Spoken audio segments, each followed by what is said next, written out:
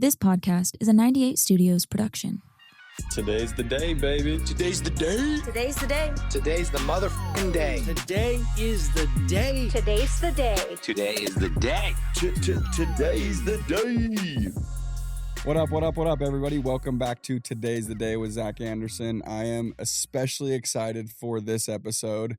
It took some coordinating with your travels, but Ty, I really appreciate you being here. I know how busy you are, especially right now, so I appreciate you being here right before your flight home. Dude, I'm grateful, man. We've been talking about this we better deliver because we've been talking about it for a while. I know. I told these guys right when I walked down, I'm like, the amount of the Sunrun guys that'll be stoked, the people who've asked since I've been at Sunrun, and then even me, dude, we've been trying to figure it out. This has been on the docket to have done for a year and a half almost. It feels right now, though. In door to door, I've known your name. I know Jordan's name. I know the brothers. I've known that from the early days, and I'll let you kind of tell the story. But there's a point in my career that stood out where when I made the transition to Sunrun, I went and I interviewed many people, especially the people that I look up to the most. And Casey Baugh is one of them, and a lot of them.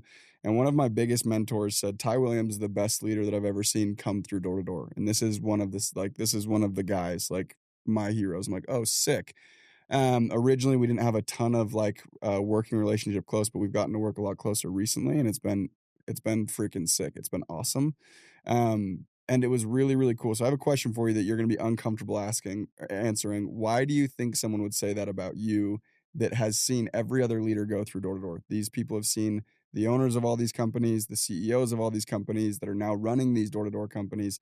This person in specific saw all those people develop and become leaders and said, you are the best leader that they've ever seen.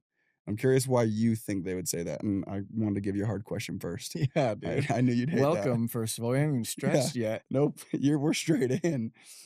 Honestly, I kind of don't know what to do with that. And I'm not 100% sure that this person really exists, as we don't have his name. Oh, he exists, bro. First thing I thought of, I've been doing this an abnormally long time. I have this, I don't know, maybe it's a theory, maybe it's something that I've learned, but in order to, in 100% commission world where, there's so many people that come through and so many people that work for you in the org. If you don't add value to those people, they don't stay. They've chosen a somewhat unconventional path, right? They're willing to take a job with really no safety net. They're willing to bet on themselves. And they look to you as the leader, as the person that can help them get the life that they want. And so they're already taking a risk. Mm-hmm. They're already kind of venturing out on their own. But that risk comes with an expectation that you'll help me. And if you don't help them, they will bypass you and go to someone that will help them because they've already kind of stepped out and done that, right? They've already decided this is going to be my path. And we know that people will change, they'll adapt, and they'll move towards a situation that they think will help them get the life that they want. Mm-hmm. And so I'm trying to answer the question that, honestly, I have had to reinvent myself many times. I've been doing this for going into my 23rd year. And so the things that worked, in my first 3 or 4 years, I was a different person. The industry was different. The product was different. The messages that people received, the media they consumed, the way that they thought, economics, everything was different. And so in order to qualify to continue to have the opportunity to do the job, you have to change. You have to keep up with it. And so I'm a firm believer in a couple of things. Number one is reinvention. You have to, we have this idea, we talked about this at our last conference of entropy. So entropy is the universal law that things naturally graduate towards chaos and disorder. So think about if you buy this house and then you don't keep up with the lawn, what's going to happen, right? Things are going to corrode and degrade. I feel like I'm really inspired and motivated to contribute. That's one of my core values. It's one of the values of our channel is contribution. And I'm painfully aware of how incredibly rare my situation is, that I get to do this for a living. I'm very aware that it's not normal. Earning potential is abnormal. Being able to choose your associates, coworkers, leaders, very abnormal. The ability to have the experiences that we have, the ability to grow and develop, the ability to what we're entrusted with. I'm very aware of how rare that is. And so I feel like this like constant urge to contribute. And in order to contribute, I feel like I still have to know how to sell well. I feel like I still have to know how to sell as well as anybody. I feel like I still have to know how to lead like a team as well as anybody. I haven't done that for a lot of years, but I still feel like that draw to do it. And so maybe the fact that that's what kind of burns in me, I'm not like counting down the days till I can quit and retire, which a lot of people in our industry are doing. Yeah. I'm not, I try not to like rest on the laurels of what I did last year. I try to make the next year better than the previous year.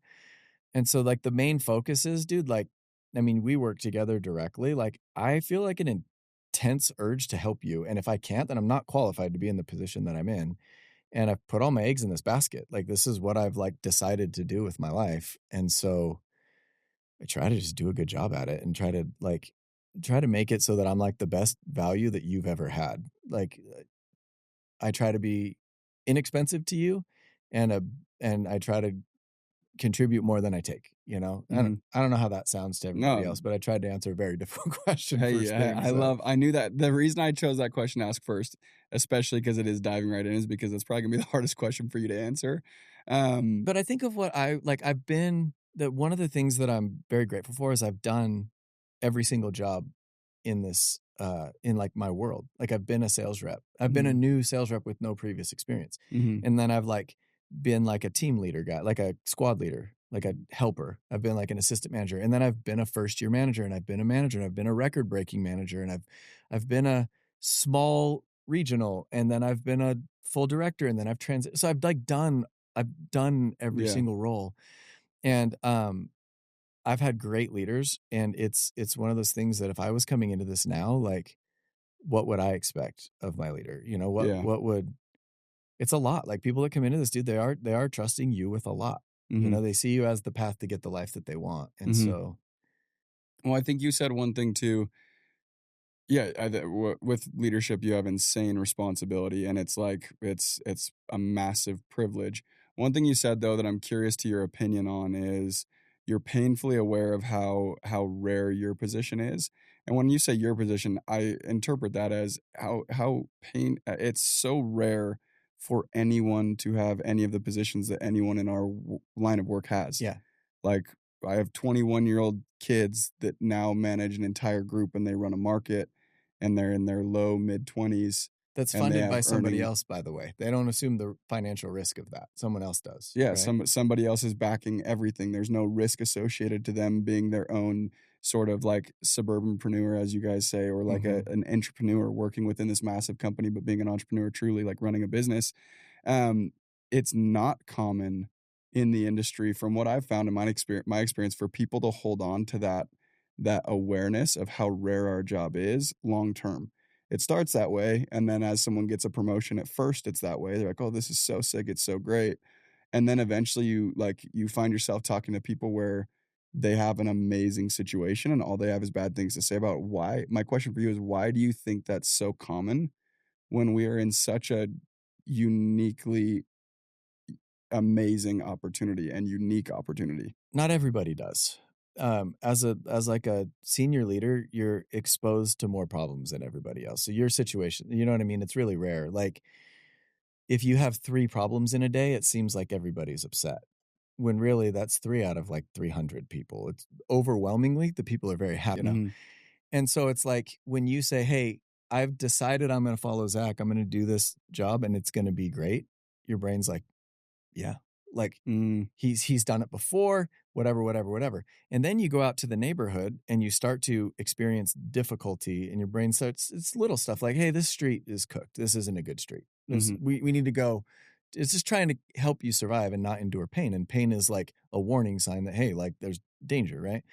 And so it does stuff like that. Or then like at the end of the day, it'll do stuff like, "Well, yeah, I didn't sell, but it's because no one trained me. Like no one helped me." And so you put yourself in these situations for enough time that it's actually pretty hard to grab that gratitude. Like, again, that's kind of the entropy thing. Like Well, how do you make a lawn look good? Well, you have to maintain it. If you just think I'm going to buy this house, it's going to be great, I mowed the lawn twice, and then you stop doing that, Mm. it goes away. So in the very beginning of the job, think about it. For a rep, they come to your recruiting nights, and those are full of energy and opportunity, and they consume that. And then they'll like start hanging out with you, and you're a leveled up friend probably compared to their previous friend group, and you read books and you talk about stuff that their previous friend group didn't talk about. And then they start to learn things, and when you learn things, you start to get confidence and you start to feel good. But then you get put out in the world, and if you don't keep that up, Mm. it starts to erode. And so one thing that I've tried to do that helps me is I do like I do a brief weekly planning session. It's more just to be productive, but I do a quarterly planning session. And part of my quarterly planning session is I start and I basically like I call it my cosmic intersection. I like look at like the weird place I find myself in. Like of all the people in all the history of time, how in the world did I get here? And it centers me, and I can hold it for about 3 months. So it'll be something like I'll start with like, dude, I have great parents. Like that's really rare. Mhm. My parents are still together. That's really rare. I had a stay-at-home mom that worked really hard and taught me gratitude, and my dad worked his way up in his business, so I saw like a man work really hard. I have brothers and a sister, and I've always been close with them. Nobody's estranged in my family. Um, I grew up in a safe home. Like I got good grades, my brain works, my body's healthy. Like I have grandparents that were involved in my life. I went to good schools. I got into a good college. I just like go through this, and then I'm like, the world, I happened to come through college at a time when this industry was kind of starting, and I happened to serve a church mission that taught me how to knock doors, and I happened to be and, like, when I go through this thing, I'm like, Mm. "Man, I'm really lucky to be here." Like, very little of my success was my own architecting. It was just I just happened to be in this cosmic intersection that's like, "Hey, we have this massive problem where we have a great product, a great solution. We need someone to carry it to the homeowner." And I'm like, "I'll do I'll do it." Right? Like, Yeah. I could have missed it by not being literally, I met Eric Mealy, who recruited me into the industry. I met him, like, snowboarding one day with my friends. I could have not been there that day, Yeah. and maybe all this looks very different. You know what I That's mean? And so wild. Yeah. yeah, and so I long-winded, but I start my quarterly planning session with a cosmic intersection moment where I'm just like, "Dude, where are you at right now?" And look around, and then I even think of stuff like, dude, the fact that Todd Peterson, like, took a chance on his pest control company, and the fact that he worked out of that trailer, and the fact that he like came back and used his dealer, and then the fact that he attracted Goldman, and the fact that, bro, I'm a product of all of that, right? And then the fact that like the world started to create this power problem where there's like, hey, we're consuming more power than we're making, and we have this like environmental impact and this economic solution. All of that happened without my contribution, Mm. you know? Yeah. Much of the situation you find yourself in, dude, the fact that you walked in here with a healthy body in 2025, like you didn't do much to contribute to that. Mhm. So now what are you going to do with it? And that's how I go into my quarter where it's like, okay, you're here. The industry wins. The solution becomes the mass adoption solution. This ends in the company being successful. What are you going to do? Well, then I just start like planning because I'm like, wow, like I have so much energy for it. And then it just kind of like I've noticed it holds me for 3 months. I don't know if a lot of people know that. I do it every quarter. And it just kind of like helps me hold that. Um, Yeah. yeah. Super. I mean, that's really, really cool. So that there's a line of questioning for you of like habits and rituals. So I guess we'll jump into that. But then I also have a question about I would say a lot of what you're explaining, I view that as recognizing grace in things, like recognizing God or whatever it may be, like just things that you actually didn't contribute to your own success and well-being, like little synchronicities or whatever it may be. So I'm curious on some thoughts thoughts on that, but on the quarterly, just to go and give like a good framework for people. One thing I've noticed is you're a pretty systematic person, and when I say systematic, what I mean is like you have intent behind the things that you do to make sure that you get an outcome. Like there's an outcome oriented with things, and it sounds like you're quarterly planning. I'm curious, what's your outcome that you have for that? And you probably explained a big part of it already. And then what do you do on your quarterly planning, and why is it so effective and something that you continue to do? Yeah. We could, I've learned a lot in this through just like kind of a lot of trial and error. And I've found that like the thing that's most important is if I can, the first thing I want to do is get myself into the right mindset. So James Clear talks about that. He says, I was just talking to a group, a new kind of division that we're starting up in the company. I was talking to them yesterday. And I always use this quote that from Atomic Habits that says what to focus on. So to the beginner, execution, to the intermediate, strategy, and to the expert, mindset. And so, doing this for a long time, like by the numbers, I would be an expert in the space. You would be an expert in the space, right? And so when I look at that, I have to like create, preserve, and maintain the right mindset and help transfer that to very influential people, right? And so that's where the cosmic intersection comes in, where I'm like, okay, first let me just like focus on what the heck I'm doing here. Mhm. Like, let me just kind of lock in Mhm. there. The next thing that I do is I'll generally say like, okay, what are like the key like priorities? This isn't like overly it's not deep, right? I'm just like, and so I ask myself the question, if I do nothing else, what one thing will I have to get done? Sometimes it's a rebrand, sometimes it's a comp plan. So they're like, it's not like inspire and instill in the hearts of the reps and undying whatever. It's Yeah. basically like, okay, I've got to get that training program done. Yeah. And so I'll identify like 2 or 3 core objectives, and I'll do that kind of in every like part of my life. So just there's a work part, there's a home part, there's like a health part, and there's a money part, right? So it's just like, okay, and I only give myself 2 in each of those categories. So it's basically like, what is the most impactful thing that I can do? So then I'll set those priorities, and then I look at them like, okay, let me just attach a number to them. So that would be like your victory, right? So if it's create a training program, it's okay, like how many, like, is it a like a curriculum that I have to take people through? Is it an 8-part training, and when is it due? So it's like, yeah, this is going to be like a full manager training. It's probably like an 8-piece training, and I need to have it done in 6 weeks. Mhm. Cool. So there's like my deadline. And then I basically just go in, and the key is time blocking and calendaring and figuring it out. And then the key is I unemotionally follow my calendar. You've probably heard me joke. I do Yeah, whatever 100%. that calendar says. I will do whatever it says. Mhm. So once a week, I try to make sure it says the right thing, and once a quarter, I try to make sure it says the right thing. Got it. That Yeah. makes perfect So sense. it's like but it's very empowering to feel like you're working on the right stuff. It puts you in a really bad state to be working on something that you feel like doesn't matter. Even if it's a hard thing to work on that like is difficult and takes energy. Mhm. If it's the right thing, that's okay. It's okay if it's hard, if it's right. Yeah. It's if it's hard and it's not right, and you get done and you're like, I worked all day. I don't even feel any better. Those are the feelings that I try to avoid. I try to be able to say like, man, that took a lot out of me, but it was worth it. Mhm. Because I identified in a moment of strength when I was like in the right headspace exactly what I should work on. And then I created a very simple plan to work on it. And so you asked about the result. For a long time, I always every quarter, I try to contribute something to the business, something that didn't exist before. That's it. So like, and you can do that now. So, we have a podcast at Sunrun that we just created that one quarter. Mhm. We're doing a lot of stuff with the group this quarter. Like we're creating a whole new brand, we're creating new programs, we're creating new support. So there's like a lot of things, but going forward, it may be like, hey, this is the Meraki incentive plan. Hey, we did our new vision and values. Hey, this quarter is about training. Sometimes it's about like, hey, I'm creating a better budgeting system, like just something that I've identified as a top priority, but I want to exit the quarter saying I made something that you can see Mhm. that I like put there that was not there. I created, I made something, Mhm. right? Yeah. I And like that that. helps me measure whether or not I'm contributing. And it also just, they say, I read this like this article once that talked about like jobs that have the highest like fulfillment, like Yeah. job satisfaction. And the one that like ranked the highest in the study was an excavator.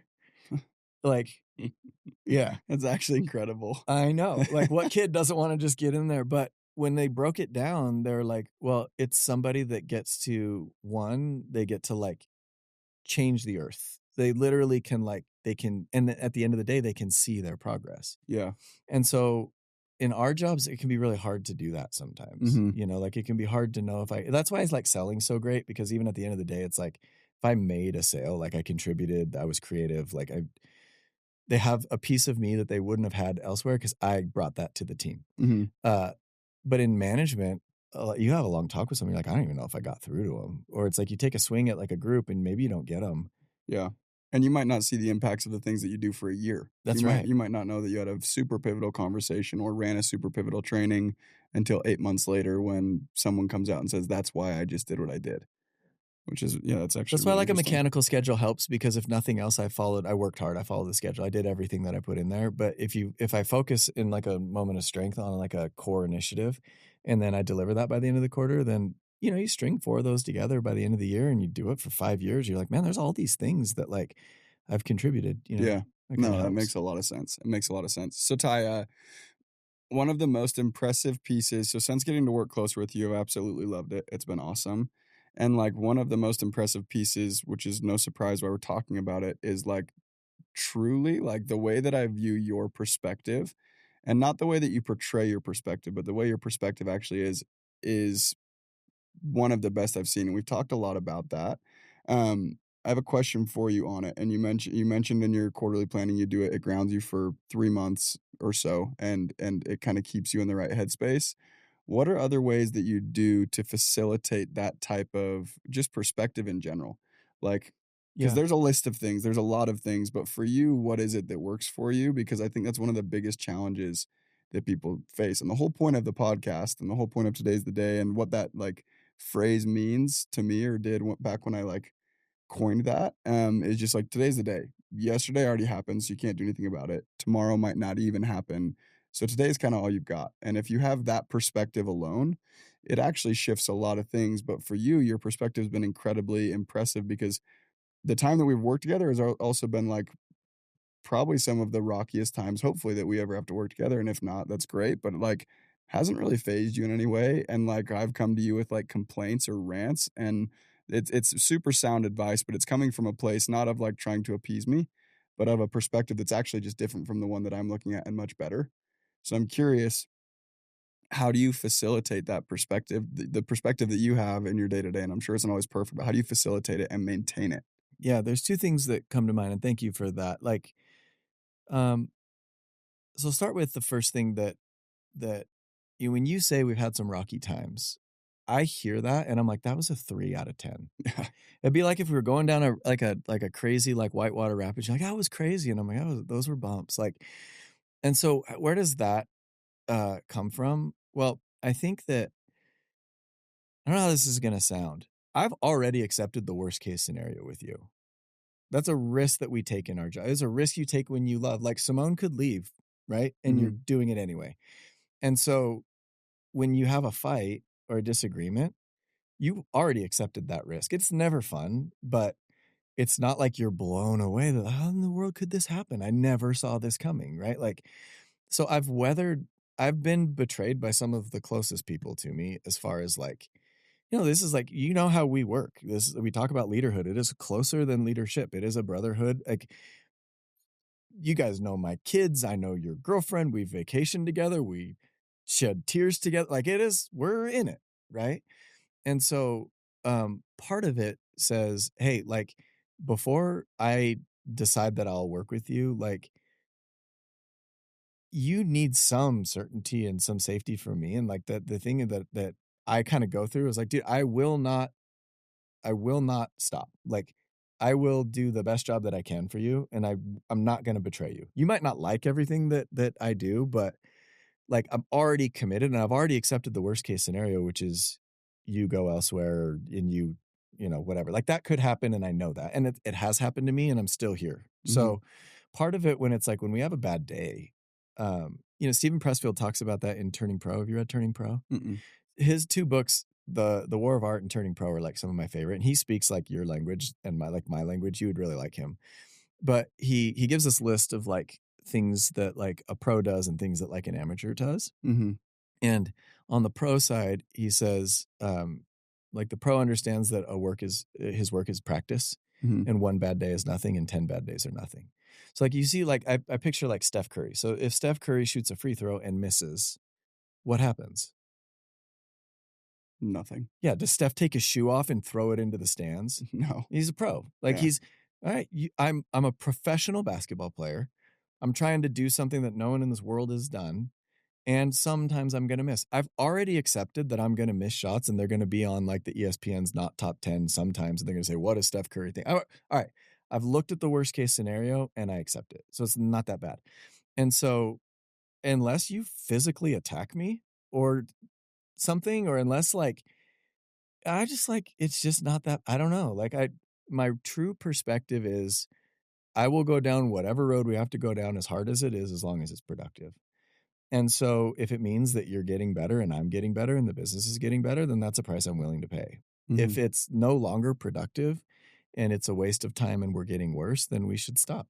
Mm. Right. And so part of that just comes with being in this industry for so long. I can promise you that when I'll share a counter to that. So in 20, man, I don't remember the year, maybe 16, Reno Mendenhall worked very closely with me. Mhm. He's one of my directors and like one of my best friends, especially like at the time. And if I were to watch those couple months of the Reno leaving, dude, I journaled about it and like I have like 80 entries on Reno leaving to Solar City. It was just like, I was like such a wimp about it, Yeah. but I really cared. And, I think a leader takes it personal, but I was finding my way with it.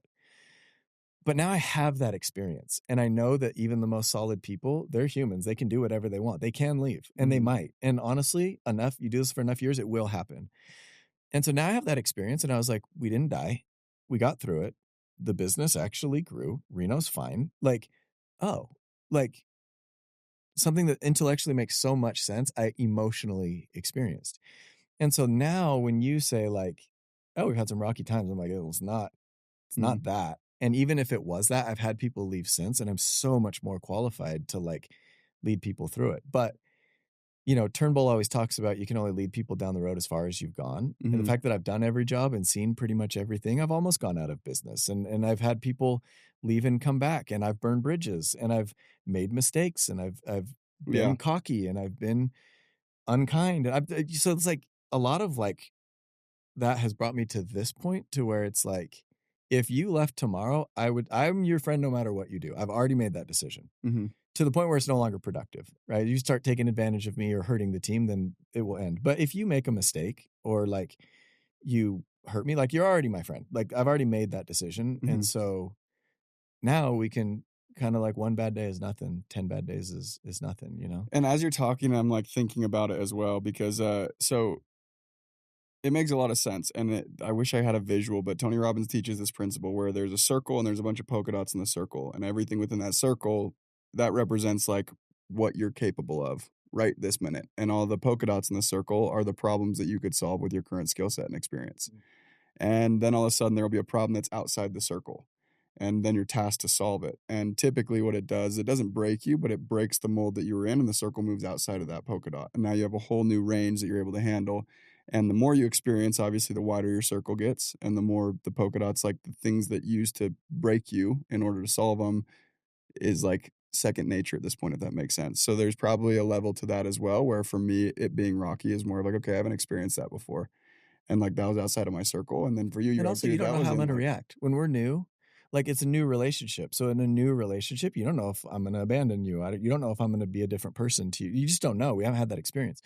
And so it takes time to be like, dude, I'm bringing you a heater. mhm. And then being like, oh, I actually didn't think that was a heater. You're like, oh, well, okay, maybe expand. And we do that kind of together, Yeah, right? yeah, Like totally. the other thing I was going to say on it that I've learned from, um, honestly, it's probably like somewhat of a natural disposition. I'm like painfully allergic to negativity. Like I feel it in my body. Like it's like opposing magnets. Like I cannot be around it. It's like, I also have that thing with people that chew, like Mhm. where it feels like you're chewing on my brain stem if you're like going hard on some gum or whatever. Mhm. And it feels the same to me. Like when I get like a loud eater, it's the same as like when I get a negative person, my body's like exit, like get So away. white sauces, loud eaters, and negative people, those are And Taylor your Swift. Yeah. kryptonites and Taylor Um, Swift. so the one thing that I think helps with the disposition or the mentality is the aversion to negativity. Because negativity is not productive. That's my biggest. It's not efficient. Like it's it's like adding weight to a race car. Like, why would we do that? And so I try to never vent ever. I'm not perfect. And if I'm being totally transparent, like Jordan probably gets my venting. He's probably like I probably spent more years next than any other man for sure. Like shared a bedroom growing up, and we've worked together for 18 years, and we've like worked on the same project side by side, shoulder to shoulder. And so like he gets some venting every now and then. I'm not proud of it, but he probably gets some. But even with my wife, who's like my like safest space, like my wife knows things about me that no human on the planet knows or will ever know. And even her. And so I remember, and it's not because it's noble, it's because it doesn't help me. And I've learned that. And so I remember I had this friend that came and stayed with me. My wife was out of town for like a vacation. I was working, and he said, "Hey, while your wife's out of town, can I like come stay with you? Like I want to like see what you do day to day and like whatever." And I was like, "Yeah, I like having people around." So he came, like moved into my house for a week or two. And it was funny because he was like, I felt like I was like an animal that he was like documenting. And one morning I was like eating oatmeal, and he comes at the table, was like, eating oatmeal. I was like, no, this isn't like a tactic. I'm just like, I'm just eating oatmeal. And he said, he sits down with me, and this guy was incredibly fit, and he made all of these like decisions to be fit. And he said, "Hey," he's like, "I got a question for you. Do you ever just like vent? Like, do you ever just like, who do you vent to?" And I looked at him and I was like, "Hey, do you ever just like go ballistic on some cake? Like, do you ever just like have to like freaking slam a cake?" And he's like, "No." And I'm like, "Why?" And he's like, "I don't know. I didn't even like crave it. And plus, he's like, I work hard." And I'm like, it's the same thing to me. Like, that cake would feel good here, but the second it got here, it feels terrible. The venting, like the words come out, but the second they're alive, it feels terrible. And so I have a certain like language standard for that, even to my wife, I do not say. And Tony Robbins talks about like the quality of your life is like the quality of your questions, or however he says it. So if you say to the effect of like, "Oh, like my boss is driving me freaking crazy, and why is it never enough?" Mm-hmm. If I ask my brain, why is it never enough? What's going to happen? It's never enough. It's going to tell me exactly why it's never enough. Well, dude, because you suck. And honestly, you were promoted too soon, and everybody knows it. Whatever. Yep. But if you say to your brain, I got to figure out a way to communicate the value better, then it's going to say, well, have you tried this? And have you looped in Jesse? And how does he communicate? And have you showed it to him in that way? That was going to be my question, is because when you say, as you're talking, I'm like thinking, and you've said a lot of this to me before, so I've chewed on this quite a bit. Like, I know that venting is just not your thing, and negativity is not your thing as well. And I've wrestled with the question of, okay, how do you go and address, and I've really worked on it too. Like, I've tried really, really hard to like actually implement it as I go and I address, because not venting doesn't mean there's not things to fix. Yeah. Like, that's my misinterpretation of like no venting, was like everything's sunshine and rainbows. And that's like, Yeah. causes like Common shorts in my thing. circuit. Does that make Yeah. sense? And then as I've chewed on it, and then as you're talking about it, and what my question was going to be is like, okay, how is the best way then to go and address things that need to be fixed? And as you're answering, I just wanted to, I didn't mean to cut you off, but I wanted to bring that up because you're answering it. Like, Yeah. exactly that. How do you, and maybe you can elaborate even more on that. Like, how do you go, and when do you determine when something needs to be fixed, and how do you go and address it? And you've already stated the questions you ask are incredibly valuable. So So it comes down to this. I don't like the way I feel after venting. It's like being, you've got your Bronco outside. So if you're like trying to climb a hill, you're not getting anywhere, and you just slam that gas and dig yourself deeper. Well, now you're stuck, right? And I've been stuck enough times to realize, hey, don't gas it right now. Stop, right? And so I don't want this to sound like I'm so great at this and I need to teach the world how to do it. yeah. I've simply done it enough to the fact where it's like, man, I'll give you a very personal example. So you're in a relationship. How long have you been with Simone? 3.5 years. All right. So it's long enough to have your view of her be different at different times. Yes. You've probably thought unfavorable things about your girlfriend. Yes. And you've probably thought that she is at some point, insert thing here, not very ambitious, not very supportive, lazy, cluttery, whatever the thing is, right? Yep. Yeah. And so the problem is if you indulge that, even the thought, it will completely change your perception of that person. I've been married, I'm coming up on 20 years. So it'll be 20 years in like a couple months. And my wife is like she is like the coolest person to me. Like she's like my favorite person. And like everything she does, I'm so like, I admire it so much. I'm like, she's so creative and she has this way of moving through the world as a total individual. And she has this like way to stay present. But that mindset does not spring forth on its own. You have to cultivate it to see it. And I've had times where we've had times that are hard, where I see it as like, you're not supportive. My wife is like the most, like, think about what she deals with. Like, she got 6 kids at home. I'm here. Like, she deals with so much and she does it with grace and all this stuff. And so I've had to watch my language and my thought processes with my wife because she's my partner, but my brain will try to protect me and turn it into something that it's not. It can make me think that she's not supportive when she clearly is supportive, right? Your brain lies to you constantly. And so I would do this thing where with her to maintain even the closest person to me, I don't allow myself to vent. I don't say, "Oh, Stace, I'm failing," because that's going to dig me deeper. I do say, and this might answer your question of how to bring up problems. The most honest I can be gets me to the root of the problem faster. So I can say, Stace, I feel like I'm not doing a very good job. It's just it's not like I'm getting screwed at work and I'm getting overlooked and my boss doesn't like me and the freaking everyone's making the wrong decisions. But if I say like, I feel like I'm not doing well. I feel like I'm not carrying my burden very well. I need to, and this is the key, making a statement is fine. I feel like our programs aren't working. I feel like people are unhappy. I feel like our reps aren't earning enough money. I feel like these reps are disappointed. I feel like is very different than no one's making money and everybody's mad. That is not true. Surely not everybody is mad. And surely not everybody is whatever, right? Like, and so if you say like, I feel like I've had an abnormal, like as objectively as you can state the problem and as openly and vulnerably as you can state it.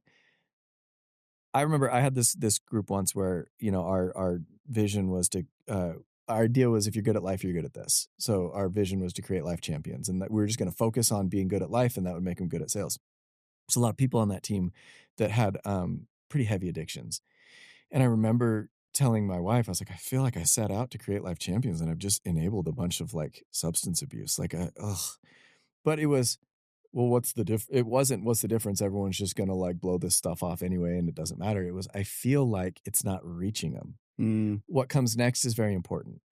It's an action that you need to do, not what's the point. It's, I need to find a way to make this connect better. Or what can I do to help this be more real to people? Then your brain's going to help you versus pull you down, right? And like your subconscious will work on it and stuff. But you have to train yourself. And I even catch myself talking to the closest relationship to me. Before I go to spit out what my emotions want to say, I stop and I say, I'm having a hard day. Why are you having a hard day? I feel like I'm trying a lot of things and they're not working. I feel like I'm the only one that cares about it. I need to find a way to make this more real to the people, or I need to pivot what we're working on because maybe it's the wrong thing. And that Makes sense. That's a very productive thing for one, my brain to work on in the background, like as I sleep and as I think and as I ride my motorcycle and as I like work, it's going to be working on that. I don't want my brain to think about why does nothing work? Why is everybody just a bunch of like entitled rich people? Like why is everyone, how come everyone's so much lazier than they used to be? Those are the venting things that ultimately they don't hurt anybody else. It's annoying, but it hurts you. A very, very big underlying problem that causes a lot of the problems is people not understanding delayed gratification and needing immediate gratification. And to loop it into this, it's like you get immediate gratification when you vent. Like you hollow almost, gratification, right? It's an addiction. Yeah, exactly. Right? That's what I'm saying. Like it's almost an addicting thing because I see it and it's such a trap and it's like, it's such a simple thing. Like it's not complex, but it's very hard to actually go and do that if you're in a place where it's already consuming and it's like addictive. There's so many principles to success and leadership and there's almost like information porn now, right? And with that, what I've found is the most important things get overlooked because they're the things people see the most. Like the most important principles of success get overlooked because you've seen 700 memes about it. Does that make sense? Yeah. And a lot of times you've spoken about it or thought about it enough that you think that because you know the principle that you're the embodiment of it. Exactly, yes, Like, I and probably consider myself a pretty healthy person, but I don't do healthy person stuff yeah, all the time. yeah. So it's like, oh, it's weird how it can almost make you feel like you were productive, Yes. you know? And what I learned in leadership as I, like, came into leadership, I understood the principles that I understood going into it, but I learned some throughout, like it was, like, 7 years in when I realized that good leaders actually aren't always the nicest. Like, they're not always, like and it's not that they're rude, but sometimes you have to do things that could be viewed as rude that I sucked really freaking bad at because I viewed, like, the principle of leadership as take care of your people, and the way that I interpreted that, it was just twisted. It was a twisted interpretation that led me to actually lead the wrong way Mhm. for a long time and probably prevented a lot of growth. What's one thing in leadership as you developed as a leader that you're like, "Oh, wow, I didn't actually understand that at first, but it's actually one of the very most important pieces of being an effective leader." In an informal relationship, formality is your friend. So I would say that you and I have an informal relationship. You can call me outside of work hours and you can send me funny memes and you can you know, like text me pictures of shoes that you want to get and we laugh and have fun. It's not all professional. It's a pretty informal relationship. Yeah. Uh so in an informal relationship, how do I effectively do my job, which is help you get where you want to go? It can be very confusing. And so what I've learned to do is in an informal relationship, lean in formality. A lot of this too is like Jordan and I have been partners, but I've also been his boss. It's the most informal relationship I've ever managed in that setting. I have to, in order to be effective. So say for example, like you're my personal trainer and I Mhm. hire you to help me get results.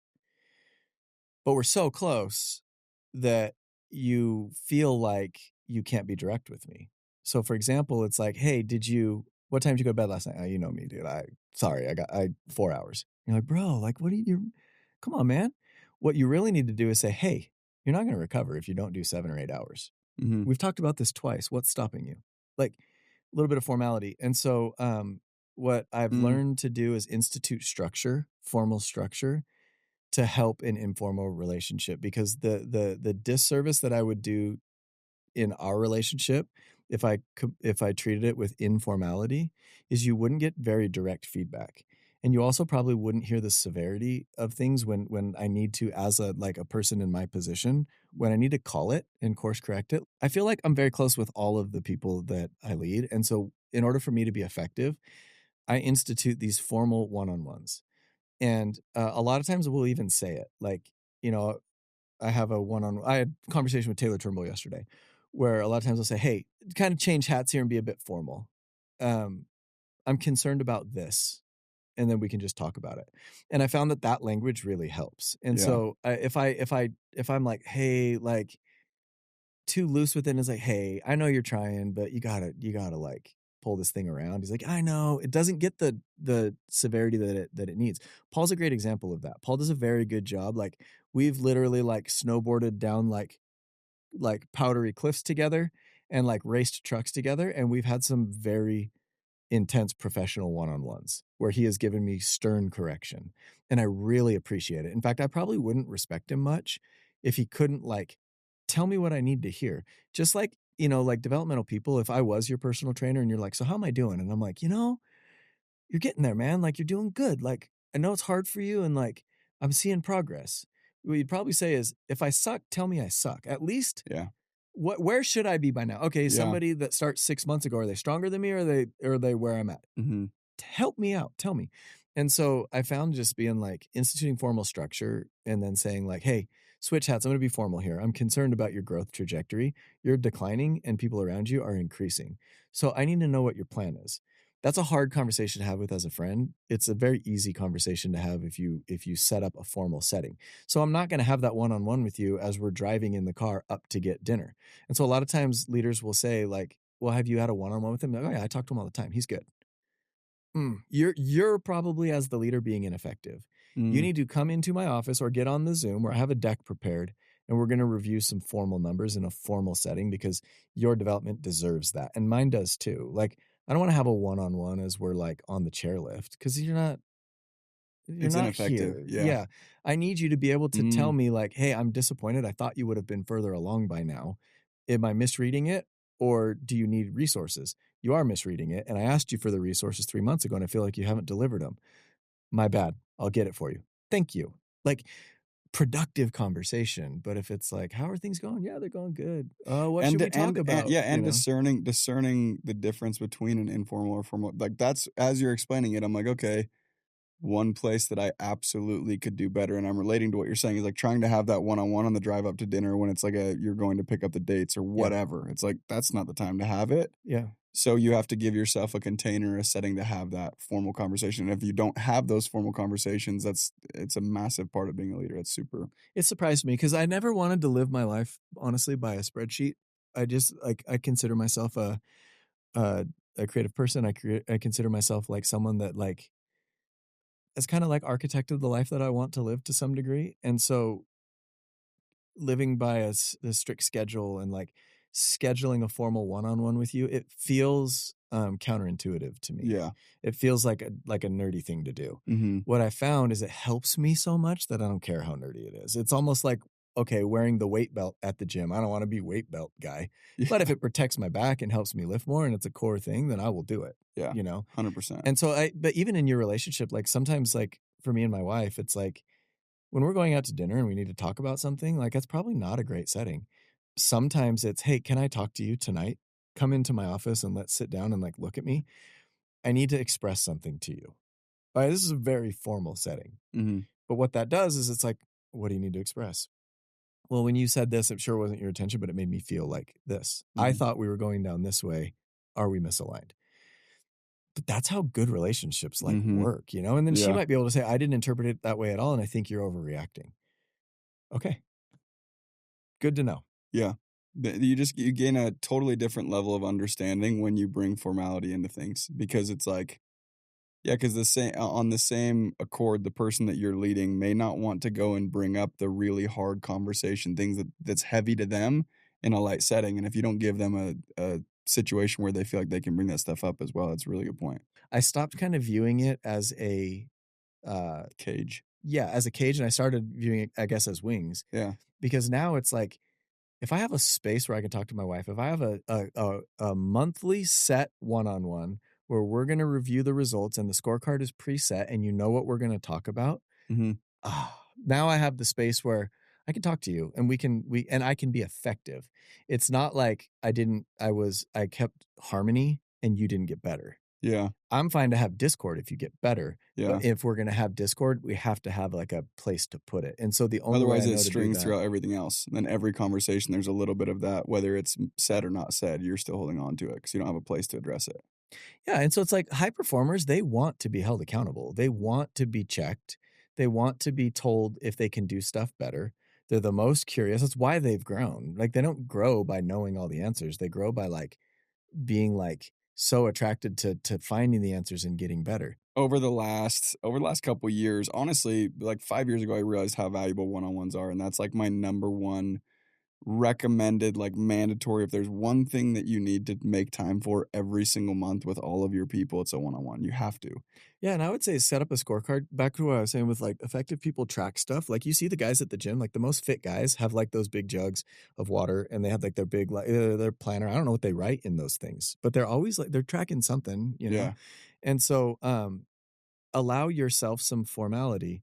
So for example, like no one ever told me how to be a sales VP. That was a job that I was promoted to and was never really trained on. And so I had to like structure that role. And so I made this list and I was like, okay, well, I call them the musts. So there's all these musts, like these tasks that you must do in a quarter. And one of the things is like, oh, well, a sales VP should visit his team every single quarter. They should see me and be there every single quarter. And then I was like, well, a sales VP should be in the hood, like in sales, at least bare minimum once a month. This is just something I figured out.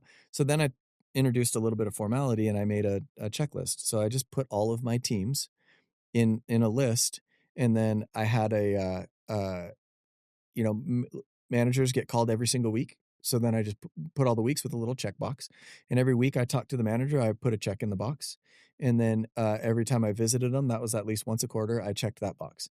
And it's surprising because you think, oh yeah, I talk to my guys all the time, or they know I sell, or they see me out in Hood. But when you start checking it, you realize, oh my gosh, I haven't been to Palm Springs in 5 months. Mm-hmm. I haven't been to Hawaii in 7 months. Like, I haven't called this person on the phone in 3 weeks. Like, but you need the formality. So then when you're driving and you like go to like turn on the podcast or something, instead I look and I'm like, oh, I haven't called Za in, wow, it's been 7 days. I should just check in. Mm-hmm. And so that it's a tool. It helps me, right? Yeah. Like the formality helps me. And I think a lot of people rely on their talent. Like they're like, oh, I've always been able to juggle a lot. I've always been like the magic glue that like kind of puts this together. But the second you start saying like, I have too much to keep all this straight, I'm going to write all of the people. So your managers, how many do you have? Like 15? Mm-hmm. All right. So you write your 15 people down, and then you just like say, okay, I'm going to call them every single week. So that's 13 calls in a quarter. So I just make 13 little check boxes. And then did I call that person? Mm-hmm. And then did I visit them? I visit them at least once in a quarter, or maybe it's once a month. And I don't know. Directors go once a month. And so at the end of it, it's like that formality helped me do a good job. Yeah. But it's so true. Yeah. Yeah. No, I've found that I need it. You know? And then you get to get it out of your head. Like I'm just listening as you're saying, and a lot of the things you're saying right now is like your to-do list thing that you showed me has been incredibly helpful. Like tracking things is so valuable. Yeah. It's so valuable. So, okay, so I want to be you got a flight to catch, so I want to be respectful. Right now is a very unique time just in the world in general, in our industry, and you can speak to whatever group that you want to speak to with this.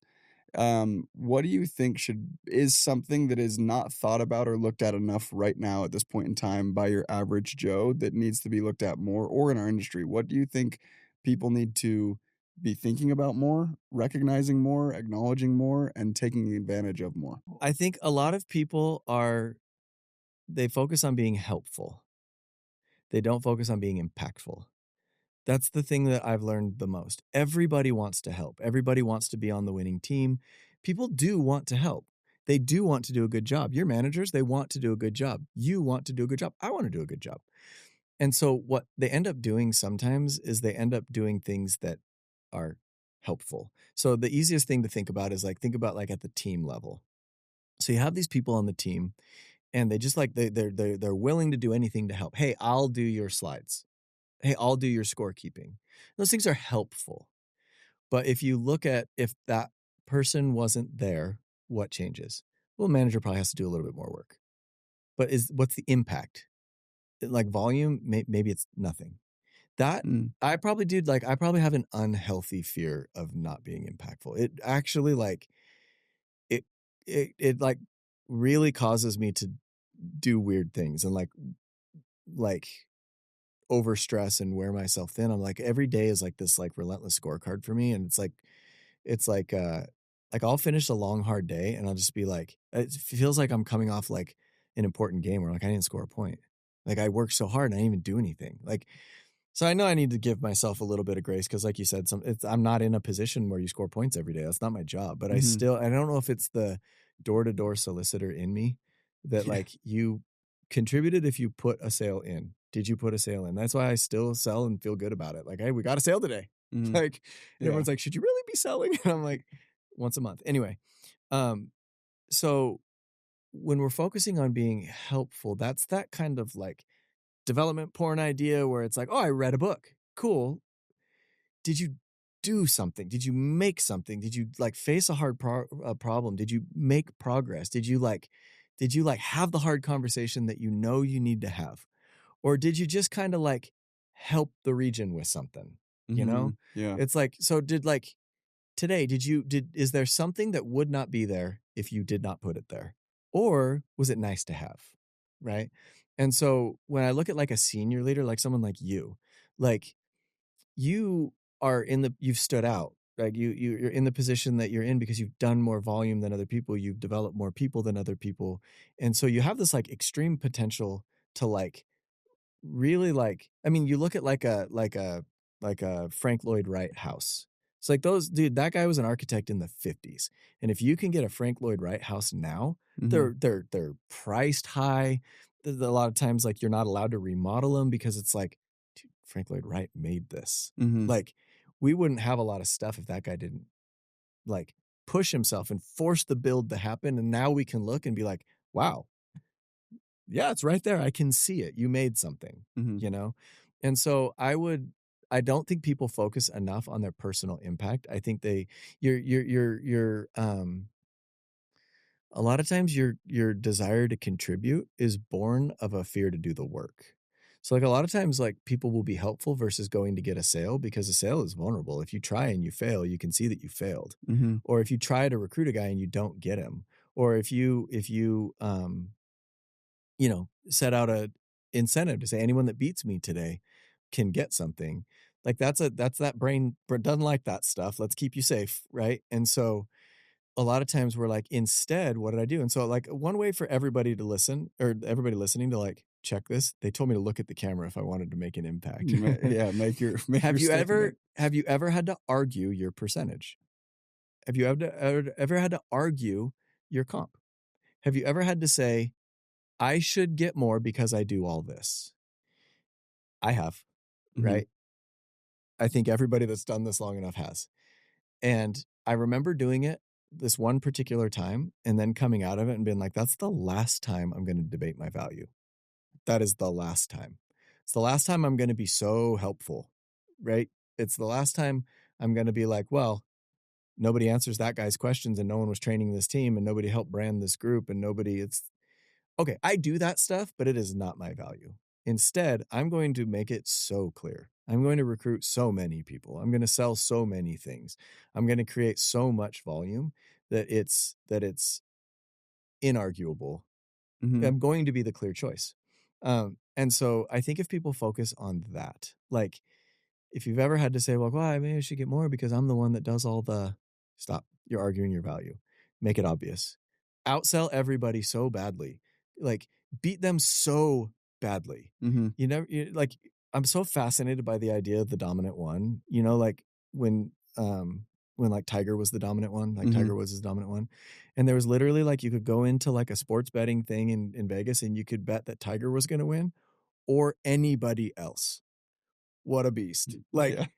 it's like, do you think it's this one guy or any of these 300 other guys Mhm. or however many people? Dude, that It was just a clear choice, right? And yeah, like so, undeniable. That quote, it's on a lot of the Meraki merch actually. My second year, it was a quote. I love one-liners. It was "Be so good they can't ignore you." Cal Exact Newport. same. Yeah, Yeah. exact same idea of just like go be like undeniable. Don't have to argue for yourself. Go Yeah. be undeniable that it's like in everyone's face basically. And the thing I love about it is you can't lose. You cannot lose. When Conor McGregor boxed Floyd Mayweather, Conor was in a position that he could not lose. Either A, you knock out one of the best boxers the world has ever seen, and oh my gosh, that was insane. Or B, you put yourself in an arena, you put yourself in a sport that is not your own, where nobody else is there, you're 100% vulnerable, and you get beat up. Well, you took a chance no one else took, and no one expected you to win in the first place. You Yeah. cannot lose. Yeah. And so, as a leader, as long as you're putting forth deliberate, like best effort, you cannot lose. So, I learned that when we used to do this incentive called Beat Me or Get Three. So, I would go out and sell for a day, and I would launch the incentive to say, hey, it's a Beat Me or Get Three day. So, if anybody beats me or gets three, you get something. If I go out and I smash and I sell 10, it's like, well, hey, he's still got it. That's the reason that you follow him. I have something to learn from him. It's great. If I go out and get 0, I'm just like you. Some days are like that. I've had a long career and I still fail. I can't lose as long as I'm trying. The only way I lose is if I come back and convince myself that it wasn't important and said I was going to compete, but then I got stuck on phone calls or I got pulled into an emergency. Mm. Then you're like, well, okay, I Mhm. don't respect that.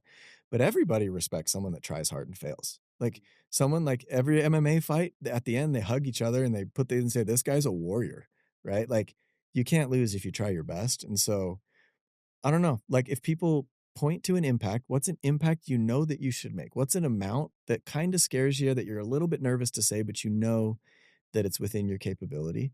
Now say it. Now, the only way you lose is if you don't try or you convince yourself that it wasn't important. But Mhm. if you try your absolute hardest and people see you come home at 9 o'clock at night and you don't have a sale, it's applause. If you set out to get one and you got it by 4 and then came home, it's you know what I mean? So like Totally. that's that impact versus helpful thing. I just wish more people just drop the rope, like you're surfing behind the boat, just drop the rope. Just Mhm. like you don't need the safety net of an excuse for why it didn't work. Like people want to be inspired, and what's inspired is authentic raw effort. That's what's inspiring. And people that go for it, Mhm. and so I think if we focus on that, then you're going to have a lot of fans and a lot of people willing to follow you because they have that same ember that burns within themselves, and they also have the same tendency and struggle to silence it or to not follow it. And when they see somebody following it, hey, Jake Paul, dude, like a lot of people think that guy's a total idiot, but he's getting punched in the face by some of the gnarliest dudes. And whether it's a publicity stunt or not, like he's really strong and he seems to know how to fight. And we're all watching it. Like, I can't hate Yeah. him. Just reaping all the rewards. That's exactly right. Dude, what an interesting idea. That's incredible. I'm literally, as you're talking, I'm like, I can't wait to go listen back to this again. The idea of having more impact rather than being more helpful is such an interesting way to answer that question, but also so Ty. That's so Ty, and it's such a good answer, dude. I appreciate it, and I appreciate the interview in general. I appreciate you taking the time, making it down here, coordinating it. I appreciate Sydney for it, and thank you, dude, for real. I Thanks for appreciate it a having me, ton. man. I always love our talks. And yeah, I think this is a really cool thing that you put together. Before I knew you, I knew about this show. So Heck yeah, we're doing something. yeah, I dude, like it. I think it's cool that you put it out there. I think it's a real value add. And I know you think about this stuff and do it from your heart. So thank you. Do my very, very best. So thank you very much. And as always, thank all you guys for watching. Much love until next time.